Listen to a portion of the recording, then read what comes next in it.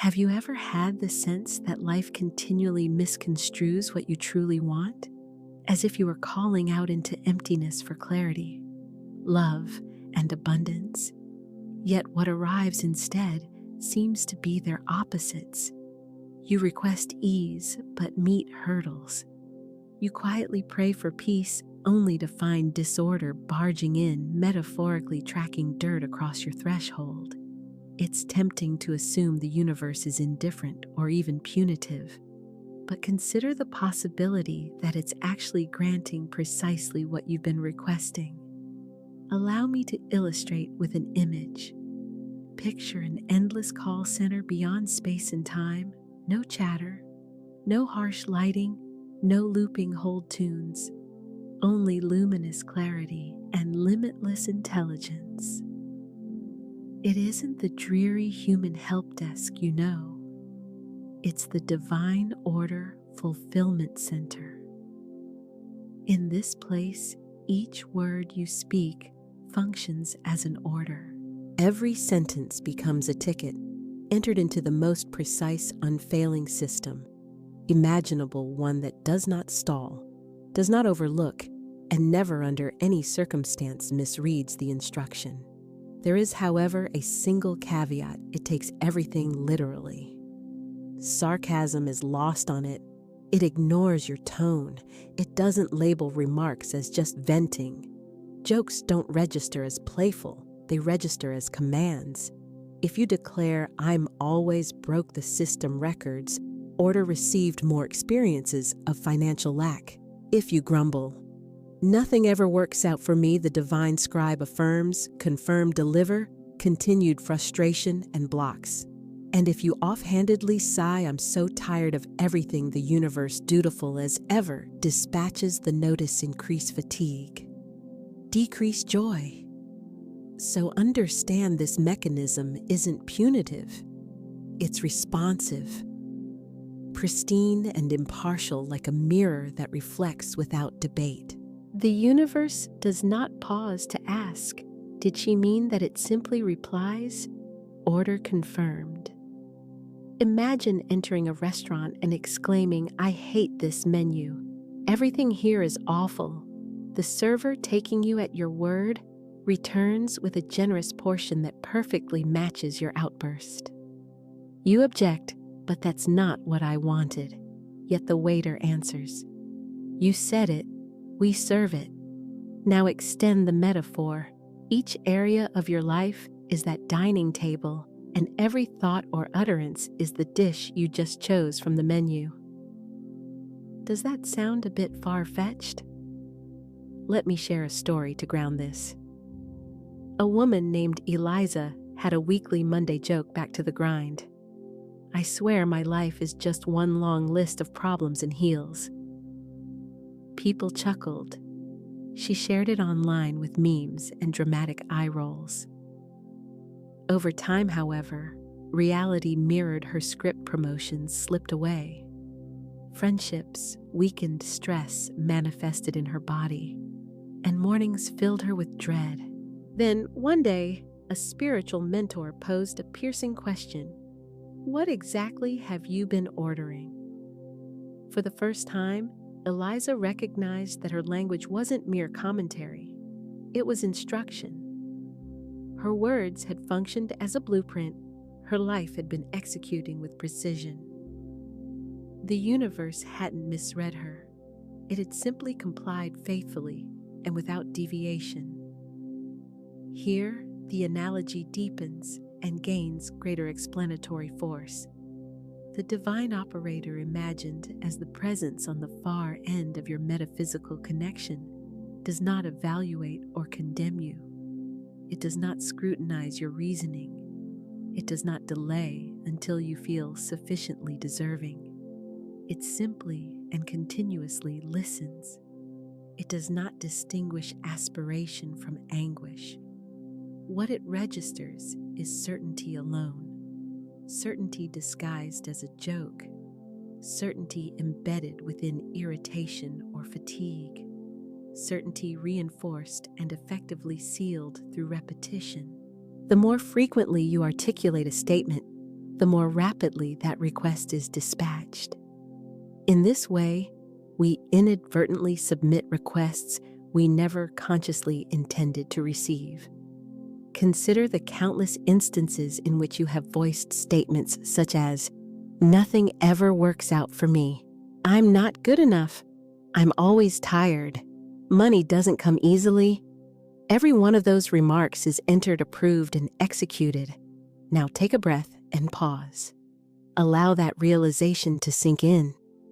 Receive it not with self-reproach, but with reverent astonishment. Here is the encouraging part. If your language constructed the current experience, your language can also construct a different one. If you have entered unintended orders, you can submit sacred replacements, requests for joy, for peace, for prosperity, for love. You are free to declare, "Things are always working out for me.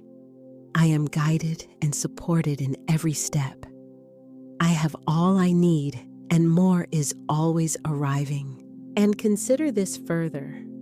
The divine operator is unconcerned that these statements conflict with your history. What matters is that the instruction is lucid and newly issued. You are not penalized for what you once spoke. Rather, you are met by the outcomes that speech initiated, and you retain the capacity to revise it. Right now, in this exact moment, with this very word, you may wonder, "But what if I don't feel it yet?" The response is that emotions align with attention. Voice the truth anyway, steadily and persistently. Speak it as though it is already complete. From the universe's vantage point, it already is. The request is filed the instant you articulate it with trust. Even if your confidence shakes, even if it emerges as a faint whisper, even if it seems trivial or contrived. This so-called game is in fact an ancient operational law of reality. The Word was the beginning, and the Word is your rebirth.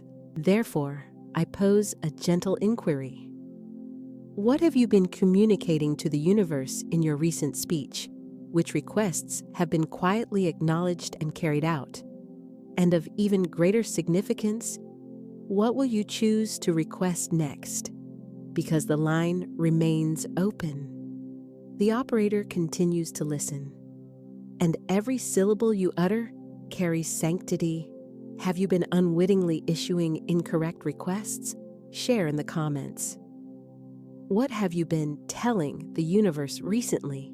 There was once a woman whose voice boomed with thunder's certainty, yet whose actions flowed with the quiet grace and adaptability of water. Her name was Florence Shinn. And while society frequently lets its visionaries fade from memory, the universe, unforgetful and exact, continues to honor the imprint of their words. Florence refused to treat language as something ornamental or incidental. In her view, speech served as the formative power behind each mountain that shifted every recovery that unfolded and each threshold that swung wide. "Your word is your wand," she repeated over and over, as if casting a spell that required no physical wand whatsoever. Only the mouth, the mind, and the spirit prepared to speak from faith and not from fear. During the 1920s, an era still marked by the aftershocks of war and a collective unspoken weariness, Florence shared metaphysical principles in New York salons and spiritual gatherings.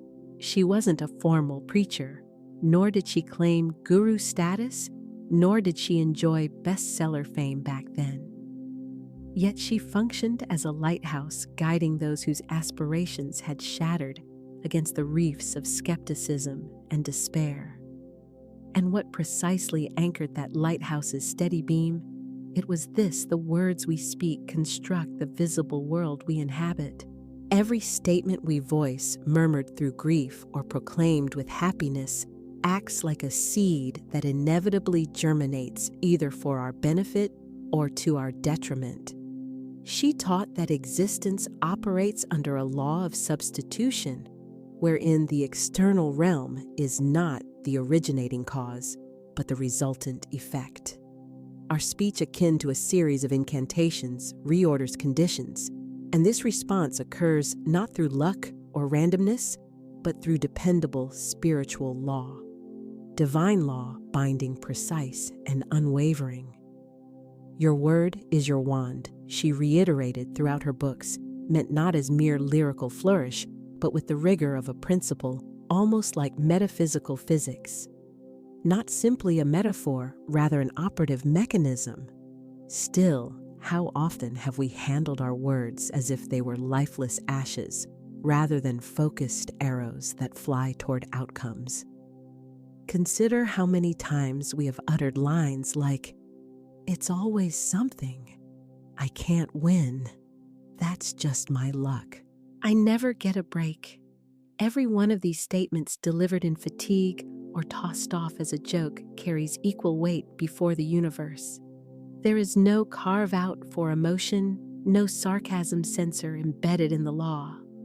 Spiritual principles answer to vibration alone, and few vibrations resonate more strongly than belief masquerading as a casual complaint. Florence described this misdirection as reversing the law. When we voice failure, we summon it.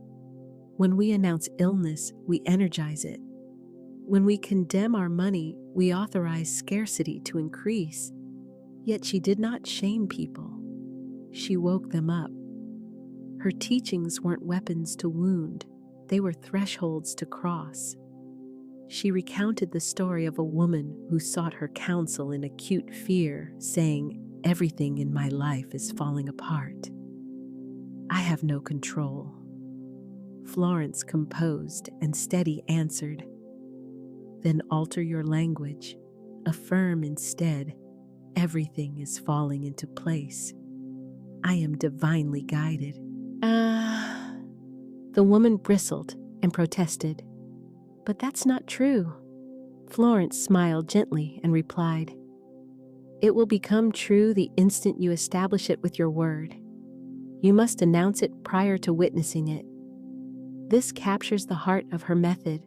Do not voice only what currently appears, speak what is coming into being. For the universe, reliable servant that it is, does not merely fulfill your present circumstances. Rather, it fulfills the revelation you articulate.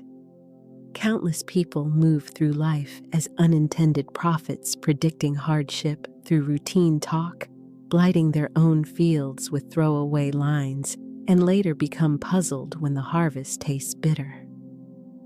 Florence proposed a transformative reframe. She taught, speak only what you desire. Refuse to voice fear, doubt, or defeat. Make your mouth a channel of heaven, not habit. This instruction may sound deceptively simple. In truth, it is straightforward. Yet simplicity should not be confused with superficiality. The practice demands everyday discipline, a sacred sort of attentiveness to intercept your own speech mid-flow and inquire. Is this statement releasing a blessing or laying a burden? When you declare, "I'm trying," are you strengthening your agency or subtly delaying your strength? When you remark, "It's hard," are you acknowledging effort or encoding hardship as your ongoing pattern? When you state, "I don't know how," are you practicing humility in learning, or are you covertly resisting movement? Each sentence functions as a crossroads. Florence encourages you to follow the road of divine authority, even if you are shaking, even if you lack prior proof. Utter the words anyway. Your word is your wand, and your life is the spell that unfolds from its use. Let us pause at this point. Now envision the following when morning comes, and before your feet touch the ground, you say out loud, "I am aligned with divine order. What is mine comes easily to me. My word draws miracles. The universe receives those lines as an immediate instruction, neither tentative nor postponed to someday, but active in the present. It commences now. A sacred dispatcher flags the directive with top priority. Your coffee seems richer, traffic seems to open, and a smiling stranger rings you as if already scheduled by grace. You can't quite explain why your anxiety loosens or your mood lifts, yet Florence would offer this interpretation. You already know the reason. Because you gave it voice, you placed the order, and the operator does not neglect or forget. This is not sentimental fluff. It is concentrated spiritual fire, and your tongue serves as the torch that lights it. Words never remain neutral. Each syllable signals something. It opens a gate. It stirs a world awake. Therefore, let today prompt the question, what kind of world have my words been steadily constructing? And even more importantly, what world will I consciously begin to build now? For Florence did not leave temples, cathedrals, or ceremonial garments. She bequeathed words, and she taught that words hold a holiness far greater than most of us have permitted ourselves to believe. If Shinn's teachings resonate with your spirit, subscribe and continue with us. We are only at the outset of shaping your highest reality. If speech truly functions as your wand, then the strongest spells you can cast commence with 3 deceptively simple statements. These are time-honored keys disguised as everyday language brief lines that nevertheless open immense vaults of inner power. I am, I have, I choose. Murmur them softly, and you can feel the atmosphere subtly rearrange itself. Proclaim them aloud with conviction, and even figurative mountains seem to shudder. Hold genuine belief while you say them, and reality begins to reorganize tangibly in front of you. These phrases go beyond generic affirmations. They operate as activation codes embedded in the blueprint of your life. Spoken mindfully, they set matter in motion, appear to compress timelines, and reawaken dormant capacities within you, as well as conditions in your environment. Let us start with the first expression, which many consider the most sacred of all. I am the identity key. Within spiritual principle, nothing supersedes I am. Whatever words trail behind it, you begin to embody. It does not merely describe a state, it actively generates one. When Moses inquired of the burning bush, "Who shall I say sent me?" the response resounded across ages, "I am that I am." That reply served not as a conventional name, but as a revelation, an unveiling of the Creator, as the very power of becoming. It was the source affirming in effect, whatever designation you ascribe to me, I become that. Consequently, every time you utter I am, you access that very template of divine becoming. You step into creative agency not from egoic pride, but through alignment with the source pattern. Pause for a moment and listen closely to your habitual self-talk.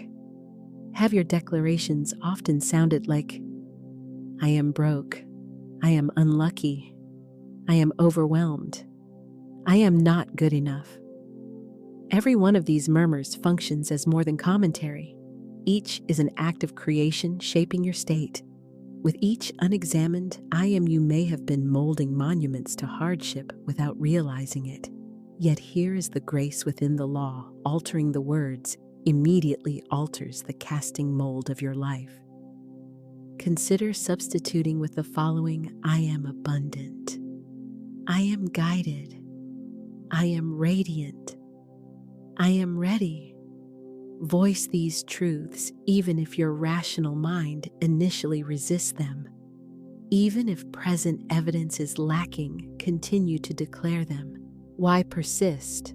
Because the universe does not require preliminary proof. It responds to directive. and the directive is launched with, I am. Consider Jordan as a living illustration. He found himself submerged in debt and discouragement, repeating daily, I'm drowning. I'm lost. I'm cursed. One morning in tears, he discovered a worn copy of Florence Shinn's The Game of Life and How to Play It. There, he encountered the sentence, man can only be what he sees himself to be, and only attain what he thinks is his. At that moment, something fundamental in his outlook shifted and opened. Beginning modestly, and before full belief had formed, he began to say, I am finding my way. I am open to change. I am worthy of ease. Over the following weeks, surprise payments appeared. New clients contacted him without solicitation, and his health lifted. This wasn't mere happenstance. It was spiritual principle operating in real time. Quite literally, his language reconfigured his lived experience. Therefore, ask yourself which I am statements have you been anchoring into your identity, and which I am are you prepared to step into from this moment forward. I have the gratitude key. This phrase embodies the frequency of already possessing. It carries the tone of fulfillment, abundance, expressed in its native, effortless state. When you speak, I have, you are not fabricating. You are conversing in the universe's idiom. In divine timing, all things exist in readiness, standing just off stage, awaiting the cue of your belief. The phrase I have moves you from craving into receptivity. It educates your subconscious to search for congruent evidence and signals your reticular activating system, your internal attention filter, to prioritize the reality in which that statement is verified. And that is exactly what your inner filter begins to do. Declare statements such as, I have more than enough. I have divine connections. I have peace that passes understanding. I have all I need to thrive. The potency of this practice is gentle yet profound. It dissolves the desperation that often obstructs grace-filled outcomes. Desperation pleads, please, please give me. Declaration asserts I already have it. I now permit it to come into view. Consider also Anaya's experience. She longed for partnership, yet habitually spoke, I'll never find someone. Everyone leaves. I just want someone to choose me. After enduring months of disappointment, she changed her approach. Each morning, she affirmed, I have love surrounding me. I have the heart of someone who is whole. I have the vibration of deep, soulful partnership. She didn't plaster on a false grin or pursue frantically. She simply spoke, embodied, and breathed those truths. 3 months on, a man arrived in her yoga class, kind, steady, and uninterested in manipulation. When he introduced himself, he remarked, I'm looking for someone who already knows they're loved. Emotion caught in her throat. She recognized that her declarations had effectively summoned this alignment. This illustrates the understated genius behind the phrase, I have. It plants a seed that flowers via gratitude's soil rather than through grasping or scarcity. I choose the sovereignty key. Of the three, this one carries the most immediate voltage. I am addresses who you are. I have addresses what is already yours. Yet I choose directly addresses your power of decision. It operates as a direct link to free will, the soul's intrinsic authority to direct experience. When you assert I choose, you exit the role of victim and enter the role of sovereign composer. You cease to be merely the effect and begin to be the cause. You might affirm, I choose joy even here. I choose to believe again. I choose rest. I choose life. I choose alignment. Such statements dissolve the old spell of I can't They also bring an end to the long era of "I don't know how." Because you stop waiting for external authorization and claim your right to move, you are activating a divine prerogative that has always been within you. Florence said man must prepare for the thing he has asked for when there isn't the slightest sign of it in sight. Choosing, then, is a form of sacred preparation. Choosing also functions as tangible trust in action. Consider Carlos as a final example. He remained in a stagnant job, fearful both of staying and of leaving, repeating for years, "I don't know what to do." A mentor eventually asked, "What if you simply chose?" He hesitated, worrying, "What if I choose wrong?" The mentor replied, "There are no wrong choices, only power you haven't yet claimed. Make a choice, and the path will emerge." Carlos returned home and proclaimed, "I choose expansion. I choose creative work. I choose freedom." Within a few weeks, a friend presented a freelance opening. 6 months afterward, he was self-employed and more fulfilled than at any prior time. Choice serves as the spark that ignites momentum. Once lit, the broader fire of transformation follows naturally. Take a breath with this. Allow these 3 keys to reverberate through your inner life. I am, and thus I become. I have, and thus I align. I choose, and thus I move. Speak them audibly, whisper them softly, even sing them if that helps anchor them. They operate as keys that unlock reality's vault on your behalf. A gentle caution, however. These very keys can just as readily shut doors as open them depending on how they're used. For instance, say, "I am tired. I have nothing. I choose to settle." And you will feel the locks click into place. Yet if you say, "I am rising. I have treasures in unseen places. I choose the life my soul wrote," then gates swing wide as if on command. Your circumstances reorganize themselves as quickly as your sentences do. Therefore, speak it decisively, and the universe answers in kind order received. Of these 3, which are you most compelled to adopt first? I am, I have, or I choose? Share your choice in the comments so we can witness and reinforce it together. It starts in a way that feels harmless, almost imperceptible. You're worn down by a long day. Plans fall through. An unexpected bill shows up, a friend backs out, your body complains. And then, almost reflexively, you let slip the familiar line, "Just my luck." A couple more days go by, another snag appears, and with a weary exhale you say, "Why does this always happen to me?" Another week rolls in with a fresh issue, and under your breath you mutter, "I swear I'm cursed."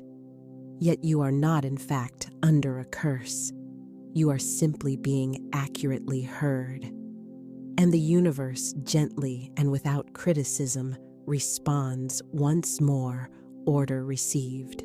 Let's level with ourselves. The majority of us are not shaping reality deliberately. We are doing it unintentionally via ingrained habits, sarcastic comments, repeated phrases, and emotions that haven't been processed. People routinely say things such as, "I'm always so tired. I can't catch a break. People never show up for me. Nothing ever goes right." And what unfolds afterward? More fatigue accumulates. More disruptions occur. More disappointments stack up. More disorder seeps in. Not because the universe bears malice, but because it is scrupulously obedient to what is spoken with conviction. Here lies the sacred risk of unmindful speech. The more a negative statement is repeated, the more the fabric of experience is pressed to conform to it. Consider Janet as a living example of this dynamic. She was widely recognized for repeating, "I'm just always exhausted. It's like my body can't recover." Initially, it was merely a complaint, something she voiced during heavy workloads or after poor sleep. Gradually, however, it hardened into identity. Her circle anticipated it. She anticipated it. It effectively became her catchphrase. I'm always tired. In time, the issue progressed beyond mere weariness and entered the realm of diagnosis, chronic fatigue, hormonal imbalance, no singular obvious cause, just a consistent, quiet depletion. Then one day at a spiritual workshop, the guide posed a question. What phrase have you said so many times that your body believes it? Janet went still. Tears gathered. She instantly recognized the answer. She returned home and inscribed on her mirror the following words: I am renewed. I am rested. I am replenished with ease. She repeated it each night before sleep, only half convinced, and again each morning groggy yet committed. Within several weeks, her sleep patterns improved and her vitality resurfaced. It wasn't instantaneous, but it was unmistakable. Why did this occur? Because she rescinded the previous command and entered a new directive. And how did the universe respond? Right on cue, it carried out the new order. This isn't mere superstition. It's the circuitry of spirit in operation. Each time you speak with emotion, especially through repetition, you are encoding your subconscious mind. You are recalibrating your energetic tone and training your reticular activating system to select and foreground inputs that align with your declarations. Declare I'm unlucky, and your mind begins scouring for confirming evidence. Say I always meet the right people, and your internal filter starts privileging signs of alignment. Simultaneously, the universe, via timing encounters and subtle currents, reflects back the essence of what you have requested. It resembles placing an online order while half asleep and then acting astonished when the box shows up at your door. However, let's remove the element of shame from this conversation. You were not fully aware. Most people aren't. We have been conditioned to discharge pain verbally without recognizing that pain voiced repeatedly can become pain invoked.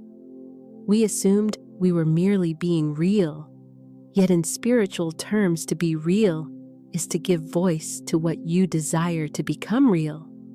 Therefore, what if rather than saying I'm broke, you said I'm building wealth from the unseen? I'm so unlucky, you said, my timing is divine, and blessings find me. I'm always alone, you said I am surrounded by love, even when I can't see it. At this point, understand that you are not rejecting or invalidating your emotions. You are consciously rerouting their energy using the same fuel to propel a different outcome. There is an important and practical distinction between the two approaches. Ignoring emotion amounts to suppression, pushing it down rather than processing it. Voicing emotion without awareness turns into subtle self-sabotage, undermining your intentions. Yet when you acknowledge the feeling and then channel it through intentional, sacred language that demonstrates genuine mastery. Consider the following illustration to make this tangible. You're seated in a cafe when the server arrives to record your order. You respond, I don't want the burnt toast. I hate cold eggs. Please don't bring me bitter coffee. The server, understandably puzzled, asks, So, what do you want? You shrug and reply, I'm not sure, just not that. Picture him leaving and returning 10 minutes later with exactly that burnt toast, cold eggs, and coffee that tastes bitter. You react in outrage. What is this? He answers calmly and matter-of-factly. You clearly stated what you didn't want, but you never specified what you did want. The universe functions in precisely the same fashion. It is not guided by avoidance. It is driven by clarity and specificity. If the dominant signal you broadcast is not that life keeps delivering that repeatedly, as if to highlight the focus of your attention. This happens because the system responds to intentional directives, not to resistance-based statements. Therefore, when you speak in the following ways, I don't want to be broke. The instruction received is simply broke. I don't want to be alone. The message captured is merely alone. I don't want pain. The keyword interpreted is just pain. Instead, what the universe requires are clear affirmative directives such as, I welcome abundance. I choose connection. I claim healing. This is the craft of exchanging a habitual curse for a conscious command. You might be wondering at this point, what if I've already said far too much? What if I've been imprinting negativity for years? Pause now and take a steadying breath. You are not condemned or beyond hope. You are inherently divine in origin and capacity. And beings of divine nature can redirect momentum at any stage. The shift occurs not through brute force, but through adjusted frequency and tone. As Florence Shinn reminds us with crystalline clarity, never voice lack. Speak abundance. For your word is your wand, and your wand builds worlds. It is never too late to alter the spell you are casting with your speech. In this very moment, you can nullify a negative command by declaring, that was an old belief. I no longer live there. I now speak only what I choose to see. I revoke that order and replace it with truth. You don't require elaborate rituals, nor must you atone or pay penance. What you truly need is to articulate a more constructive sentence clearly and consistently, beginning immediately right now. Therefore, here is a simple, sacred practice to implement. First step, take an honest inventory. This evening, before you fall asleep, reflect deliberately. Which phrases have I repeated that I no longer desire to watch materialize? Next, compose precise opposites that affirm your true intent. Old, I'm always struggling. New, I am divinely supported in all things. Old, no one listens to me. New, my voice is valued, heard, and honored. Old things never work out. New things are always unfolding in my favor, even when I can't see how. Then speak the new statements each day with reverence and steadiness. Do this not as hollow hype, but as a genuine act of healing and alignment. Remember, the universe is perpetually listening and registering your words. It does not carry grudges or keep punitive score.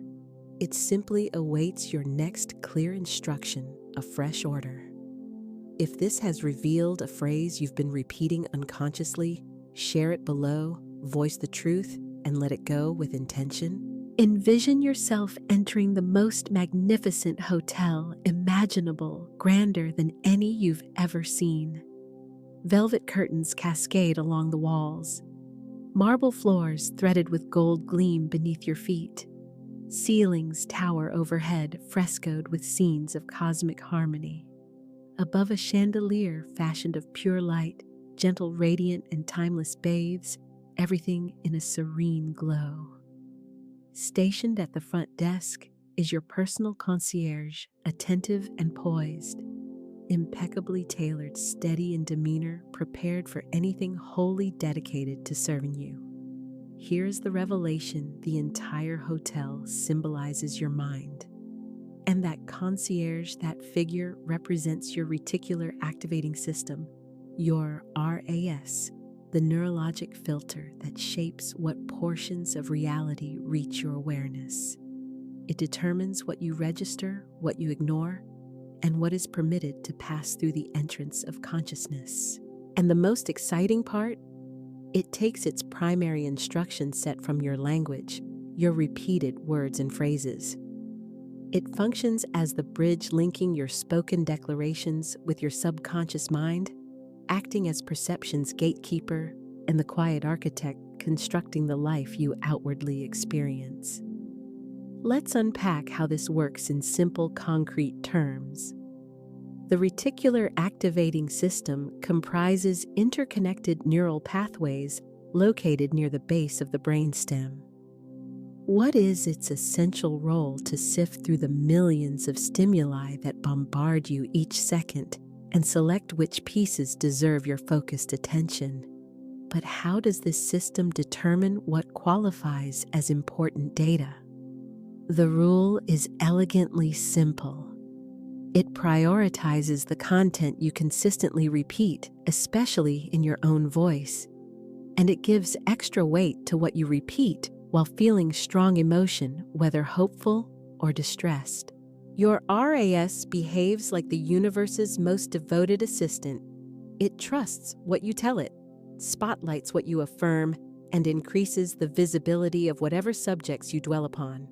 Therefore, when you speak lines such as, "I never have enough money," your RAS begins emphasizing overdue statements, rising prices at the store, and news articles sounding alarms about financial downturns.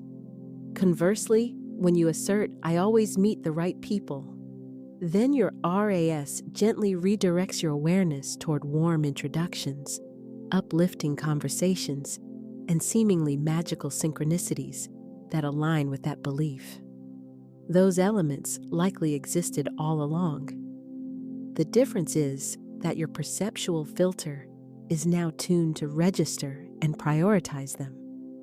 Consider the story of Maya as a living example of this principle. She had become convinced of her invisibility, repeating phrases such as, "No one notices me, I'm just a background character, and people always talk over me." Consequently, her brain's filter calibrated itself to confirm invisibility at every turn. She could enter a room and her RAS would effectively screen out the friendly glances directed her way. Instead, it would zoom in on the single interruption or the friend who forgot to respond, magnifying those moments as proof. Then one day, she encountered a podcast explaining neural pathways, how the brain reorganizes itself in response to thoughts that are rehearsed again and again. Feeling inspired, she committed to a 30-day practice. Each morning and evening, she quietly affirmed, "I am seen. I am valued. My presence is magnetic." Initially, these lines felt unconvincing, almost foreign on her tongue. Yet around day 12, something notable began to shift. A stranger spontaneously praised her outfit. Her manager invited her perspective publicly during a team meeting. An old friend phoned and admitted, "I don't know why, but I've been thinking about you all week." Overwhelmed, Maya cried with relief and recognition. Not because a miracle violated the laws of nature, rather because her inner concierge, the RS, had finally been given clear, fresh instructions and was executing them faithfully. Here is the sacred and practical connection that ties this together. Florence Shinn taught that the subconscious has no sense of humor and no judgment. It simply accepts the words we speak most often. Contemporary neuroscience aligns with this insight in principle. Your RAS does not evaluate objective truth claims. It searches for consistency and repetition, using them as signals of priority. Therefore, if you persist in repeating statements like "men are trash," your RAS will spotlight tales of betrayal, emphasize failed relationships, and foreground every red flag it can find. But if you begin declaring, "I attract healthy, honest love," your RAS will begin drawing your attention to kind men, compatible connections, and resources about emotional maturity and relational health. In this way, you assume the role of editor-in-chief for your lived experience. Your daily reality then starts to read like the headline your subconscious has been primed to anticipate. Try a brief exercise to feel this mechanism in action. Wherever you are, glance around your immediate environment. identify something colored red. Do you have it in mind? Now close your eyes for a moment. Can you recall any blue items from the same space? Harder to do, isn't it? That difficulty illustrates exactly how your RAS functions. You are predisposed to notice primarily what you intentionally look for. And the vocabulary that programs your looking is quite simply the language you speak repeatedly. Here's the beautifully counterintuitive part. The RAS is indifferent to whether you feel like you're faking it at first. It also doesn't mind if your affirmations feel awkward, unfamiliar, or excessively optimistic. It will nonetheless begin scanning your surroundings for points of correspondence with what you've declared. And once matching evidence begins to appear, what do you think unfolds next? Your belief starts to pivot and strengthen. You emotionally register the supportive evidence. You accumulate forward momentum. Your verbal declarations grow clearer and more confident. Your perceptual filter sharpens its focus accordingly. Thus, the loop of speech-belief perception gradually reprograms itself in your favor. This is the sacred elegance built into your biology. You are fundamentally designed to manifest outcomes. Your brain is wired to align with what you consistently affirm, and your speech serves as the primary trigger that initiates the process. Now, for a subtle point, many people overlook. The subconscious concierge never clocks out. It remains on duty continuously. Even when you're only joking, it still records the input. Even when you're parroting a meme or a trending line. Even when you're venting your frustrations to your closest friend. If you say statements like, "I'm a mess," "I'm always behind," "I'm too old," your RAS dutifully organizes your attention to confirm those claims. However, if you choose to say, "I'm growing rapidly," time expands for me. My age is a portal, not a prison. Then your RAS upgrades the filter to reveal opportunities and evidence consistent with those truths. You are not required to become flawless or never misspeak. You simply need to cultivate awareness and choose again. Each time you notice a misaligned statement, avoid panic or self-criticism.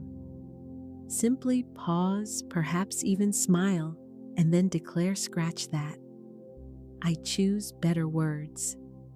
Your RAS will recalibrate to the improved instruction, and external experience will gradually follow that recalibration. Florence described this process as rebuilding the thought world.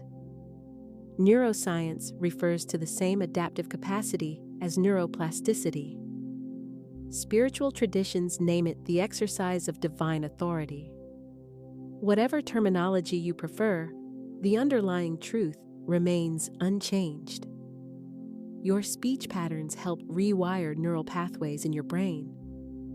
Your rewired brain then filters and prioritizes the world you perceive. Consequently, your lived world begins to bend in the direction of your words. Therefore, allow me to ask you directly, what instructions have you been giving your inner concierge to search out scarcity friction postponement? Or are you training it to notice miracle solutions and impeccable timing? Remember, the concierge is constantly taking notes and building your itinerary, and it is exceptionally proficient at carrying out whatever it's told. From this moment forward, let your words function as instructions that align with destiny. Train your RAS as you would a loyal steward, clear, consistent, and kind. Feed it phrases substantial enough to construct a life upon such as "I am always in the right place at the right time." I notice abundance in the smallest details. The universe is constantly conspiring for my joy. Voice these not as a one-time exercise, but as a daily devotion. Not with perfection, but with steady persistence and heart. In time, You will wake to a life so aligned with your declarations that you'll wonder how it could ever have felt different. This is the meeting point of science and spirit. Comment, "I see it now," if this illuminated the process for you.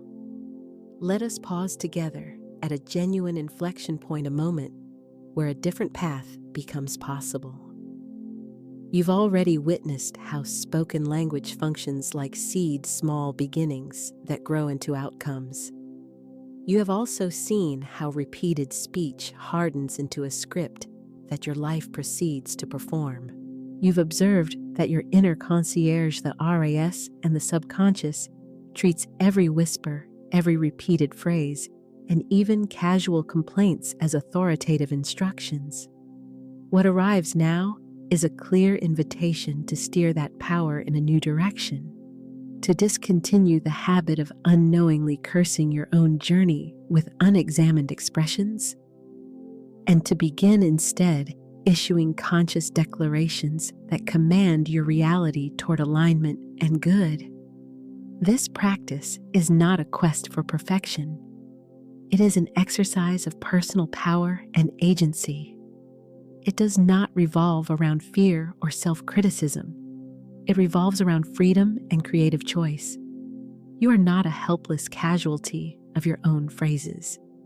You are the author and editor of the very words that shape your world. Every single moment offers another chance to revise, refine, and reauthor the narrative you are living. Let's commence with a simple, accessible practice. Take one slow, intentional breath. Gently set your hand over your heart to anchor your attention. Now speak these lines aloud with measured calm. I am aware of my words. I speak with purpose. I redirect with love. I create with every sentence. Consider this the pivot point, a deliberate turn toward a different linguistic and energetic trajectory. Treat it as the new atmosphere you are choosing to breathe and inhabit. But how, practically speaking, do we change the prevailing current of our language? We do it incrementally, step by step, phrase by phrase, until a new rhythm takes hold. Let's examine several everyday examples to model the redirection. Old, I can't afford that. Redirected. That's not in my current spending plan, but I'm open to abundance. Old, I always mess things up. Redirected, I am learning and growing with grace. Old, nobody listens to me. Redirected, my voice is valued and heard by the right people. Old, I'm overwhelmed. Redirected, I'm prioritizing peace, one step at a time. Old, I'm stuck. Redirected, I'm in a divine pause before the breakthrough. Do you notice the essential pattern emerging here? We are not engaging in denial or lying to ourselves. We are selecting a higher interpretive lens that aligns with intention and possibility. We are reaching beyond the reflexive curse that springs from habit or fatigue, and we are substituting it with a conscious creative command that directs energy constructively. Florence Shinn articulated this approach with notable clarity and elegance. She put it this way: man must prepare for the thing he has asked for when there isn't the slightest sign of it in sight. So, how exactly do we enact this preparation? We begin with words carefully chosen, consistently repeated, reverently held. You cannot prepare for healing by continually affirming, "I'm still sick." You prepare by declaring, "My body is restoring itself in divine timing." Likewise, you do not prepare for love by repeating, "I'm always rejected." You prepare by affirming, "I radiate love, and love returns to me freely." Every redirected sentence becomes a fresh floorboard laid in the home of your future life. Each chosen word acts as a supporting beam of light, upholding the next level of who you are becoming. This is more than mere linguistic neatness or etiquette. This is language alchemy, the transformation of raw experience through sacred speech. You are actively transmuting despair into destiny doubt, into confident declaration, and stale habit into holy creative instruction. Here is where rhythm and repetition become decisive. The more consistently you rehearse the new phrases, the more the old patterns lose their hold on your mind and behavior. Of course, the old phrases may still bubble up from time to time. Let them appear without panic or shame, but do not permit them to linger or take root. Catch them gently, the way you might capture fireflies, curious, tender, and without self-blame. Then whisper a calm counter-command. That was the old spell. I now choose a new command. And then speak the better sentence out loud, immediately before the old phrase regains strength, powerfully with full presence and intention. Even if the new words feel unfamiliar or slightly awkward at the beginning, because it is repetition that generates resonance and embodied belief, and repeated resonance gradually crystallizes into lived reality. As Florence stated succinctly, man's word is his wand, filled with magic and power. Allow your own life to serve as the evidence for this principle. Begin a simple speech journal to track your transformation in real time. Each day, record the moments you catch and redirect your language. Note the old phrase exactly as it appeared. Then write the new intentional command that replaces it. Over the course of weeks, observe your language gradually pivot and stabilize, and notice parallel improvements in relationships, finances, and inner calm as the linguistic shift takes hold. Your speech forms the drumbeat that sets the marching rhythm of your days, and you, dear one, are the drummer with the sticks in hand. Let us conclude this section by speaking a shared declaration. Plant your feet firmly, feeling the ground support you. Take a deep, steady breath to center yourself. Then say these lines out loud. I now release all words that worked against me. I reclaim my voice as the vessel of creation. I speak only what I desire to build. I speak as one with divine authority. My words bless, not burden. My words command, not complain. My words create worlds, and I choose a beautiful one. This marks the genuine turning of the tide in your inner and outer life. This initiates a new cadence for your speech and your days. And the universe has already begun shifting to harmonize with your new command. If you are ready to redirect your words and energy, post in the comments, I choose new speech. Let us set and sustain this tone together. There exists a phrase so primeval and holy that it reverberates through the deepest architecture of your soul.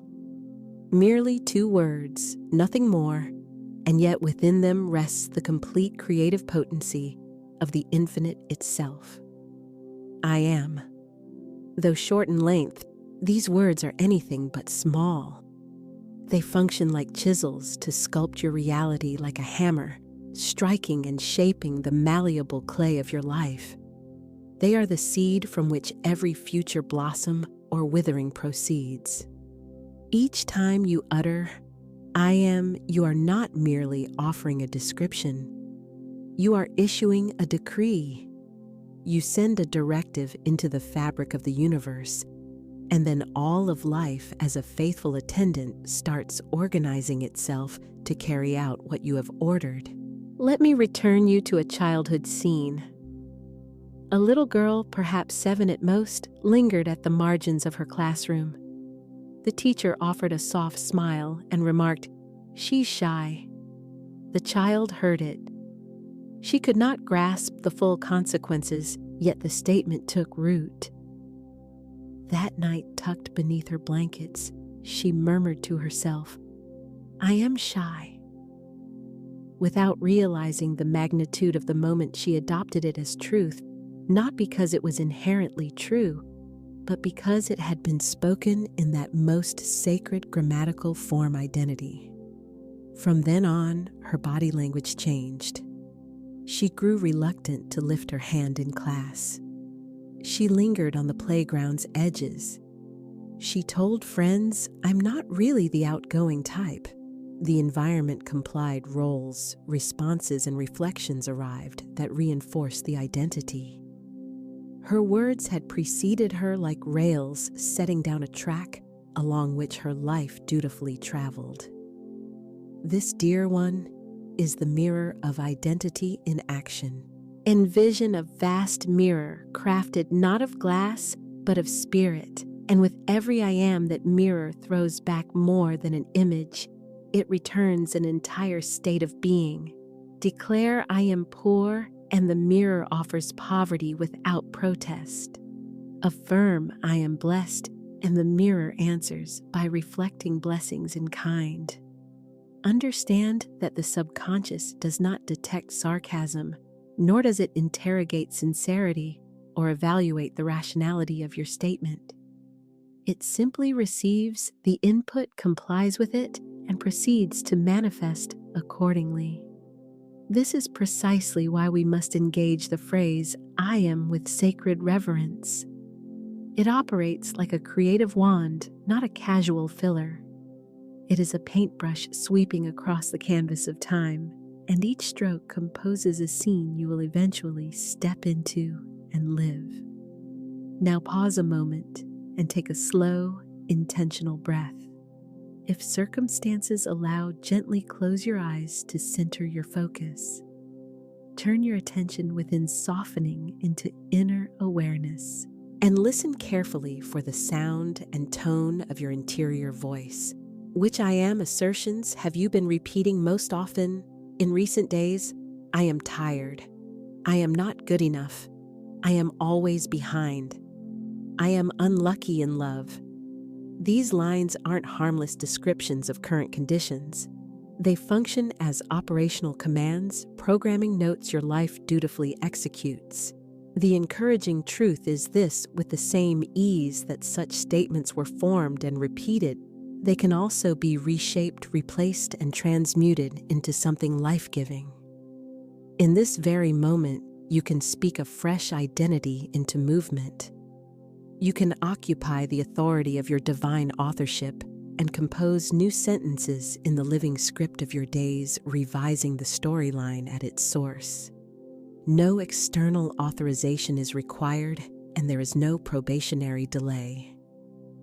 The instant you declare, "I am whole," even before visible circumstances adjust, the unseen world begins to move.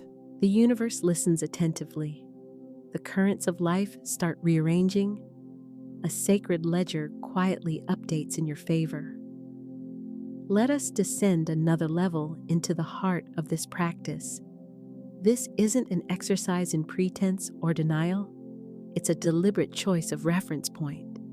Rather than anchoring identity in past events, you ground it in divine reality. Not "I am what happened to me," but "I am what I consciously choose to believe and embody." Let these proclamations register somatically right now. I am worthy. I am rising.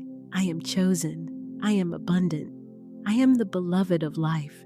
Allow these phrases to settle not merely as affirmations, but as activations. Speak them audibly, feel them land, soften and expand your chest as you voice them. Let the "I am" current course through your cells like light streaming cleanly through glass. If you have voiced identities you regret, "I am broken," "I am cursed," "I am always failing," you may rescind them. You are not eternally chained to an outdated order. Spiritual law permits repentance, which literally means to turn around. You can turn in this very breath. Instead, declare the following replacements: I am renewed. I am free. I am the architect of a new identity. I am divine in disguise. Worth does not come in ranked tiers. Both the pauper and the sovereign carry the identical divine spark. Yet one may live by conscious design while the other drifts by default. The separating factor is simple, the words uttered after I am. Let this be the very hour you cease repeating inherited limits. Let this be the moment you recognize the pen is in your hand. Write with courage and creative authority, dear soul. You are not the sum of other people's opinions or projections. You are not the lingering echo of old wounds or trauma patterns. You are not yesterday's shadows or outdated versions of yourself. You are, in essence, what you consistently and consciously declare yourself to be. Therefore, speak it with love. Speak it with power. Speak it with sacred intention and clarity. Let us pause together here. Treat this as a participatory moment, not passive consumption, a brief rite of rebirth enacted by your own words. Once identity is claimed, the next law steps forward with open hands and bright, inviting eyes. What do you believe you already possess? Just as I am establishes identity, I have articulates your relational stance with the universe, your posture of reception. I have speaks the dialect of receiving. It sings the melody of completion and carries the frequency of blessings already in hand. If I am orients your compass, then I have determines the richness and provisions of your inner realm. And alas, how many people move through life repeating the opposite refrains? I have nothing. I have no luck. I have no time. I have no one. And thus reinforcing scarcity. Hear this closely. The universe expands whatever is consciously acknowledged. The moment you declare I have, you activate the spiritual principle of increase. Your speech turns magnetic drawing in more of what it affirms. The more you recognize and bless what is present, the more abundance gathers to you. This isn't sentimental verse. It functions as dependable law. Allow me to illustrate with a vivid scene. In a room bathed with golden light stands a table hewn from a single living tree, its surface aglow with candles that flicker like constellations. Upon it sits a lavish feast, bowls heaped with fruit platters stacked with warm bread, crystal goblets filled to the brim, yet encircling this abundance are empty, unclaimed chairs. This scene symbolizes the banquet of your own life, prepared present and often overlooked. Yet countless people, blinded by comparison or wrapped tight in shame, pass that table each morning and mumble, "There's nothing here for me," and so they take nothing. They perceive lack, and thus they inhabit lack as a daily landscape. They feel empty and consequently partake of none of the nourishment that sits waiting on their own table. But one day, a woman entered that same room. She'd been labeled her whole life as lacking beauty, lacking brains, lacking luck. She almost walked past the banquet repeating her old refrain, "I have nothing." Then she hesitated, something within nudged her to turn back. Gradually, she noticed the bread, the steady candlelight, the sparkling glass. Softly she said, "I have breath. Then I have eyes to see this. And finally, I have survived every hard thing." Tears welled. With each tear, a fresh blessing seemed to appear. Warmth spread through her chest, and she declared aloud, "I have enough." In the days that followed, unexpected goodness flowed toward her, not because she pleaded, but because she finally recognized what had always been hers to claim. Gratitude is more than polite thanks. It is accurate recognition. And such recognition functions as the doorway through which increase enters. Grasp this with clarity. Declarations of possession communicate your felt sense of worthiness. The more you affirm even the smallest things you have, the more ready you become spiritually and psychologically to receive more. When you affirm I have joy, even if it is only a faint spark in a dark night, you create space for that spark to develop into a steady flame. When you say, I have abundance, even with only a few coins in your pocket, you are asserting the reality of unseen wealth already circling your experience, awaiting recognition. Phrases such as, I don't have enough time or I have no support engrave lack into the psyche. By contrast, statements like, I have everything I need for today, I have help all around me, and I have peace available to me. Now redirect your energy, recalibrate your trajectory, and rekindle your magnetic presence. Allow me to offer another illustrative story. A man sat on the edge of his bed, unemployed, heartsore, and 3 months late on rent, while his mind looped the phrase, I have no hope. That night, he encountered a message much like this one, and a spark of resolve flickered to life. He was invited to locate a single thing he already possessed and to bless it sincerely. He scanned the room. Initially, he saw only clutter and discouragement. Then his gaze landed on an old journal. He lifted it and said, I have this. He spotted a pen. I have a pen. He wrote 5 lines. I have eyes to see. I have a voice. I have a bed. I have a chance. I have breath.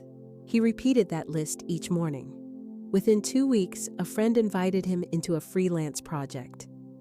By month's end, he had more work than he could comfortably handle. 2 years later, he was debt-free and actively helping others rediscover their own light. What shifted was not only external, but internal. He migrated from, I have nothing to, I have all things, and the outer world rearranged itself to match that commanding stance. Therefore, I ask you now gently, yet with steady firmness, what do you already possess that you have not been blessing with your attention and gratitude? Do you have laughter even if it visits infrequently? Do you hold strength in your legs, tenderness in your memories, and hard-won wisdom distilled from past pain? Do you have fresh mornings that arrive unasked, and nights in which breath continues to carry you?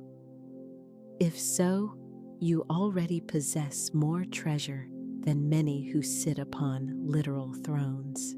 Now speak these lines with me. I have what I need to begin. I have access to divine solutions. I have joy chasing me down. I have seeds of greatness within me. I have favor flowing through my life.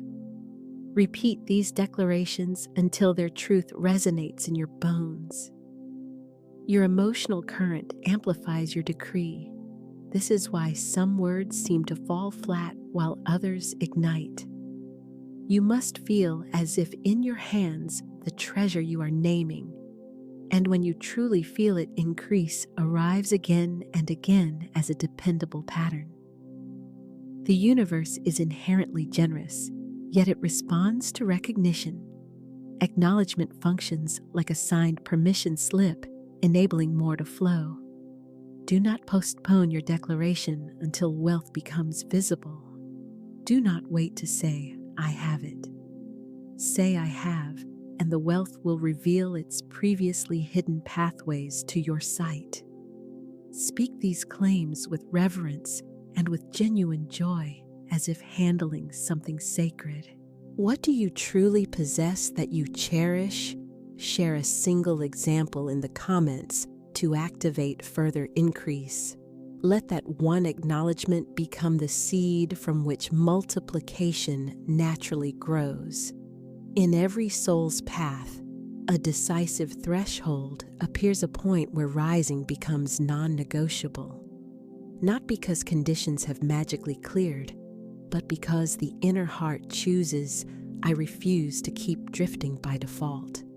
From this moment, I proceed by conscious design. That turning begins with 2 simple sovereign words, I choose. This phrase is the vocabulary of sovereignty, the rallying song of a spirit that has awakened to its own agency.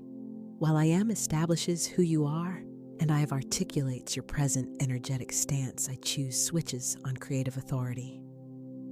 It places a divine scepter in your grasp and signals to life that you will no longer stand as a passive recipient of circumstances, but as an intentional co-author of outcomes. Still, for countless people, this reality lies buried under layers of unexamined conditioning laid down over many years.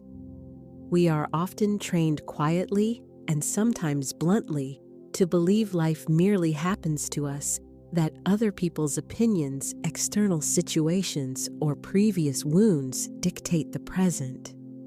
We end up saying phrases such as, "I had no choice," "This is just how life goes," "I guess I have to accept this."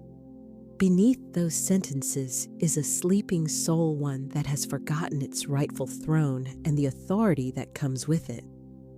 Hear this clearly. You are not a hostage to life. Rather, life bends in response to your decisions. Your choices set the direction. Allow me to illustrate with a story. A man named James arrived at a season of subdued despair, a dissolved marriage, a collapsed business and health that felt precarious. Everywhere he turned, circumstances appeared harsh, chaotic, and unjust. One rainy night, sitting alone in his car, he stared through streaked glass while an inner refrain kept looping, "Why me?" a sorrowful mantra that deepened his helplessness. Then, within a silence so profound, it felt wholly a whisper surfaced from his depths. "You may not have chosen this pain, but you can choose what happens next." The realization struck with the force and clarity of thunder. He recognized he could not control what had already been lost, but he could absolutely choose a response, and that single recognition began to reorient his entire trajectory. That night, he returned home and opened a notebook, then wrote, "I choose to heal. I choose to forgive. I choose to rebuild.